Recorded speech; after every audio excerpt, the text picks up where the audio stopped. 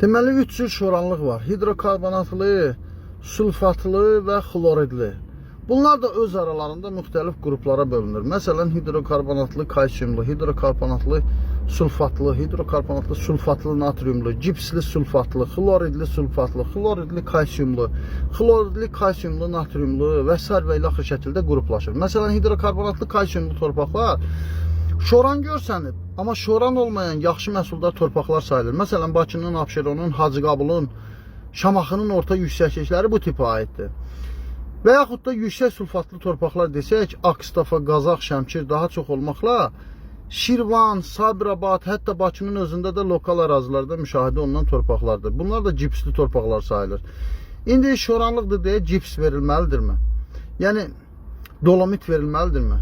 Əgər bu torpaq cipsli şoranlıdırsa və yaxud da xloridli torpaqlar ən islah olunmaz torpaqlar sayılır. Hətta mövsüm ərzində 5 dəfə yuyulsa da təkrar öz vəziyyətinə qayıdan torpaqlar sayılır. Misal kimi Lökbatanın, Masazırın göllərini göstərmək olar. Sadəcə göldə daşınan duzun yerinə təkrar necə duzun geri qayıtmasını qısa zamanda müşahidə edəsiniz deyə misal çəkirəm. Bu şəkildə olmasa da üzdən əkinə uyğun görsənən bəzi xloridli torpaqlar var ki, bugün ölkədə hətta orada pivotlar da qurulub. Ölkənin böyük əraziləridir bu tipdə torpaqlar. Bu tip torpaqlarda səthi yuma işlərini aparmaq üçün gərək donqili professor olasan ki, buna qərar verəsən. Bu tip torpaqlar yeraltı dəniz axınlarına məruz qalan torpaqlardır. Zərdab, Ucar, Sabirabad, Şirvan, Kürdəmir, İmişli, hətta Yevlaxda belə müşahidə olunan bu tip torpaqlar var. O əraziləri əsasən yolğunu və qarağan bitkisi var. Tikanlı, balaca, yağlı tikanlı. Qarağanı ilə tez tapmaq olur. Bu bitkiləri tərkibində yüksək natrium toplaya bilən bitkilərdir. Məsələn, yolğunun 1 kiloqramda 4 qrama qədər natrium ola bilir. Hətta qarağanın latınca adı belə sol-sola sodadır. Yəni, bu tip torpaqların başın buraxın deyilən torpaqlar var. Bax, həmin torpaqlardır. Bu tip torpaqları ayrı eləmək üçün analizsiz, yəni orada həmin dediyim kimi qarağandır, yolğunu görəndə bilmək lazım ki, bu tip torpaqların işləmək mexanizmi fərqlidir. Yəni, bu tip torpaqların şoranlığı dərin şoranlıq deyilir. Natriumlu, xloridli torpaqların əksəriyyətində dərin şorlaşma olur da, yəni demək istədiyim. Başın buraxmaq istəməyən gərək ərazidə qapalı drenaj xərclərinə gedə. Yoxsa o tip ərazilərin pivotlaşması 1 illikdir. Sonraki illərdə nəyə bənzətmək olar? Komedixanada bir epizod var. Bəzənmiş gəlini götürüb gətirir evə. Səhəri gün gəlin üzün yandan sonra baxır ki, gəlin çevrilib 50 yaşında Vəsimi xalıya. Ya boşamalısan, ya da sürünməlisən. Bu tip torpaqlarda eyni şeydir. Əgər orada pivot qurursansa, 1 ildən sonra ya boşamalısan, ya da ömrü boyu sürünməlisən. Çünki orada pivotun görə biləcəyi bir iş yoxdur. Natrium xloridli torpaq ayrı bir şeydir.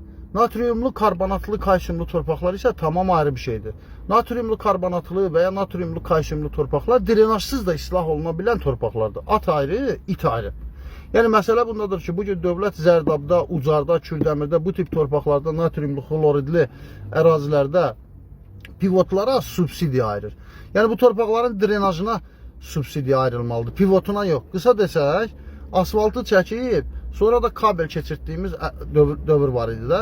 Yəni, həmin ənənəmizi qoruyub saxlayırıq. İndi də torpaqlarımızda inişi görürük. Yəni, uzun sözün qısası, şoran torpaqlardan ötürü bir şey paylaşmışam, cips ver demişəm. Bu dəqiqə cipsli, sulfatlı, xloridli torpaqlar, torpaqlara belə cips tövsiyə edilir.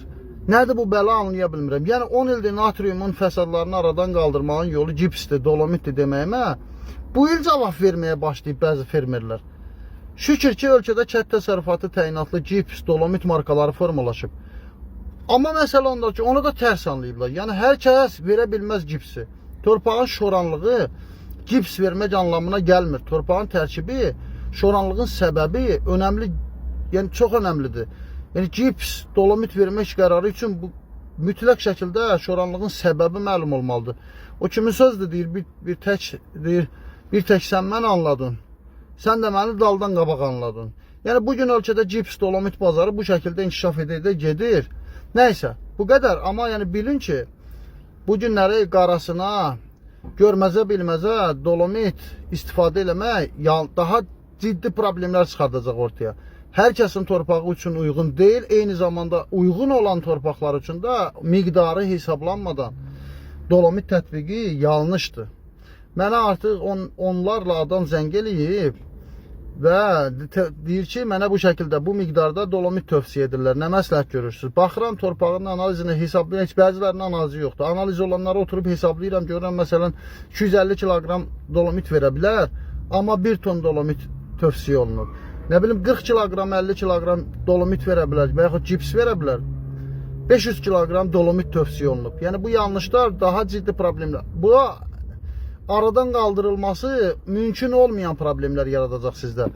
Belə, Allah işləri uzavan eləsin.